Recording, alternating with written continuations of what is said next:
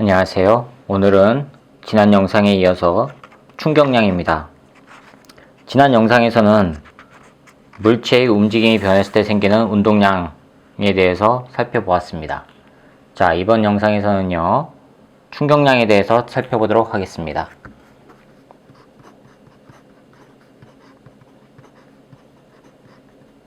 자, 충격량입니다.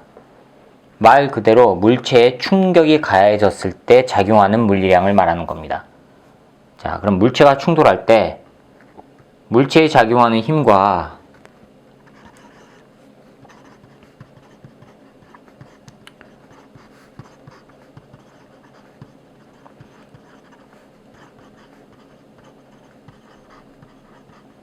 물체에 충격이 가해질 때의 물리량을 말하는 건데, 이 충격량은 어떻게 정해졌냐면 물체의 충돌이 가해질 때 물체에 작용하는 힘과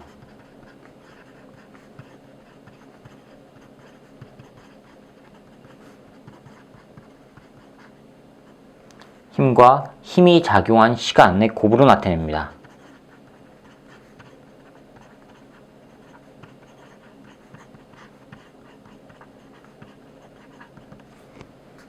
자, 이렇게 나타내요.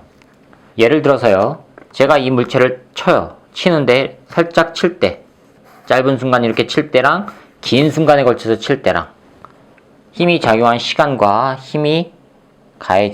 물체에 가해진 힘과의 관계, 그 곱을 충격량이라고 합니다.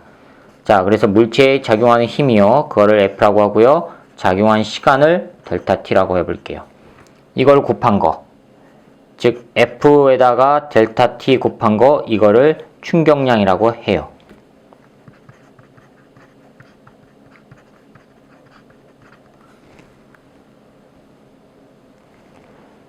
자, 됐죠? 자, 그런데 앞에서 운동량은 물체의 질량을 가지고 있는 물체의 속도 변화에 따라서 나타나는 거라고 했죠. 속도를 가지고 있는 물체가 가지게 되는 물리량이 운동량이라고 했습니다. 그런데 그 운동량 P는 mv라고 했죠. 그런데 여기에 만약에 외력이 작용하게 되면 V가 변화한다고 했고요. 이게 변화하게 되면은 델타 V가 된다고 그랬죠. P는 m 델타 V가 된다고 했어요. 즉 V가 변했을 때 나타나는 운동량 변화, 그게 운동량 변화량이라고 한다고 했고요. 이거는 언제 생겨요? 외력이 생겼을 때입니다. 그럼 외부에서 힘이 가해져서 충격이 가해지면은 이 물체의 운동량이 변화한다는 얘기예요.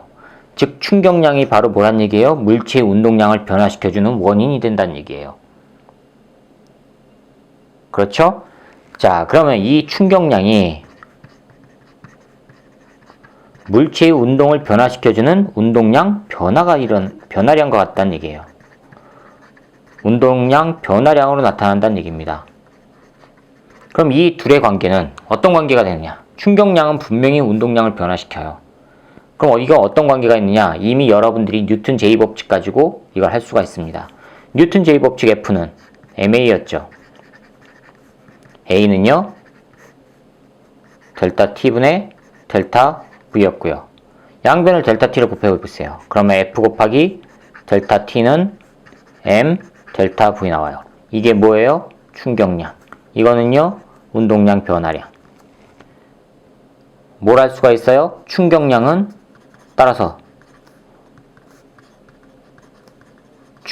뭐하고 같다? 운동량과 같다 라고 하면 틀려요. 운동량 변화량과 같습니다. 운동량 변화량과 같은 거지 운동량과 같은 거 아닙니다. 조심하셔야 됩니다.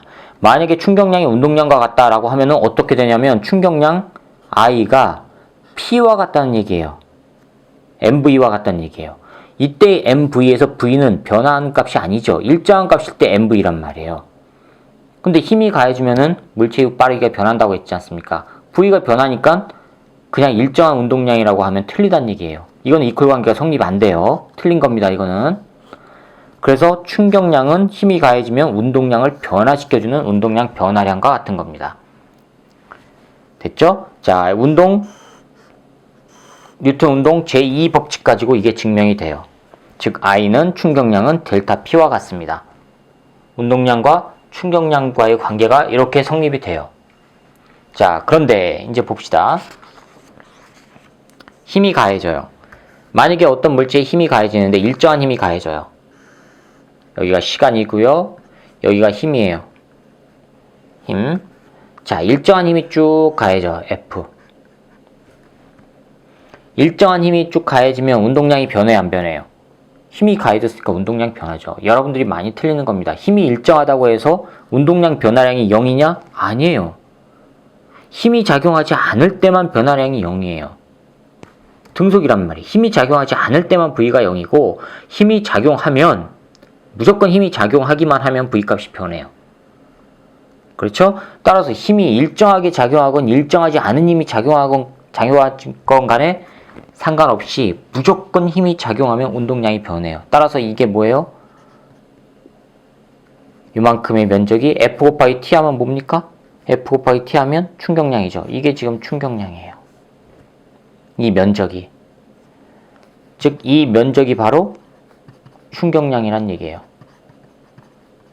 일정한 힘이 작용했을 때. 근데 만약에 일정하지 않은 힘이 작용했다. 힘이 변하게 작용했다. 시간이 흐르는데 여기 힘이고요. 힘이 일정한 힘이 아니라 변화하는 힘이 작용했다. 예를 들어서 이런 식으로 힘이 작용했다고 칩시다. 이렇게 시간에 관해서 힘이 이렇게 수시로 변해요. 그러면 분명히 힘, 시간과의 관계 그래프에서 이 면적이 바로 뭐예요? 충격량이에요. 그럼 이 면적은 어떻게 구하죠? 면적은요? F 곱하기 T 하면은 분명히 이게 지금 충격량인데 이건 어떻게 구해요? 이건 직사각형 면적 구하면 되지만 이거는요. 적분입니다. 그래서 인테그랄 이게 F 함수, T에 관한 함수예요. F, T에 관한 함수를 시간에 관해서 적분하는 겁니다. 여기서부터 여기까지. 오케이? 이게 바로 충격량이라는 얘기예요. 이 적분에 관해서는 논술이나 아니면 대학교 일반 물리학에서 자세하게 배우게 됩니다. 여러분들은 이러한 상태는 배우지 않아요. 자, 그런데 자 봅시다. 이제 충격량이 일정해요. 일정한 충격량으로 쳐봅시다.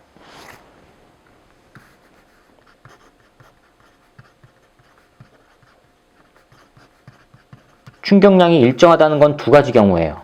충격량 I는 F 곱하기 델타 T였는데 이게 일정하다는 얘기는 두 가지 경우입니다. F가 증가하고 요게 감소하는 경우. 즉 증가하고 감소해서 일정하는 경우 또는 감소하고 증가해서 일정한 경우. 그렇죠? 두 가지 경우가 나와요. 힘이 줄어드는 대신에 시간이 길어지는 경우, 힘이 늘어나는 대신에 시간이 짧아지는 경우. 두 가지 경우에 대해서 일정한 값이 나올 수가 있단 말이에요.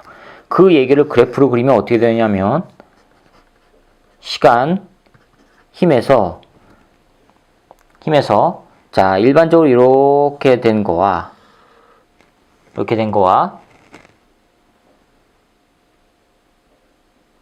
자 이렇게 된 거를 칩시다. 이렇게 된 걸 경우를 칩시다. 자 여기 S1 요 면적이 S1 자 이게 S2 이렇게 된 게 S2 면적. 자 일정하다고 했으니까 면적 S1과 S2는 같아요. 왜요? 면적이 바로 충격량이라고 했으니까 S1과 S2는 같아요. 그렇죠? 자 그럼 이게 0 요게 뭐라고 할까요? 요거를 T2라고 해봅시다. T2 즉 여기서부터 요만큼까지가 T2 그 다음에 여기서부터 요만큼을 T1이라고 해봅시다. 그럼 시간이 T2에 비해서 T1이 짧죠?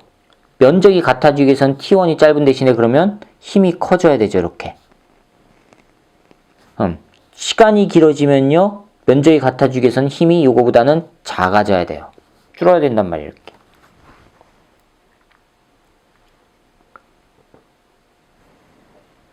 됐습니까? 그래서 충격량에서는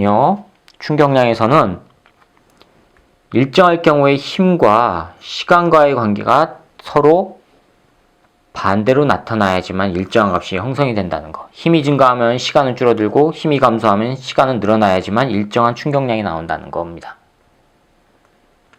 자, 됐습니까? 자, 그러면 여러분들이 이제 간혹가다 틀리는 겁니다. 운동량이 다니는 뭐였죠? MV니까 킬로그램 곱하기 미터 퍼 세크였죠. 속도의 단위. 그럼 충격량이 다니는 F 곱하기 시간이니까 뉴턴 곱하기 초죠. 두 개가 그럼 이퀄 관계가 되나요? 이퀄 관계라고 했는데 이퀄 관계가 될까요? 됩니다. 왜요? 뉴턴은 다시 뭐예요? 미터 퍼 세크 제곱 킬로그램. 거기에다가 세크를 곱했으니까 하나하나 약분돼서 킬로그램 미터 퍼 세크 똑같이 나오죠. 그래서 이퀄 관계가 성립이 됩니다. 자, 그러면 이 충격량, 이 운동량 충격량에서 이 충격량은 일상에서 어떻게 쓸까? 이 충격량의 물리 원리를 가지고 일상에서 충격 완화 장치들이 만들어집니다. 보호 장치요. 즉 충격이 가해질 때의 이 힘, 요 F를 뭐라고 하냐면 이거를 충격력이라고 해요. 이 충격력은 가해지는 힘이에요. 그런데 자 보세요.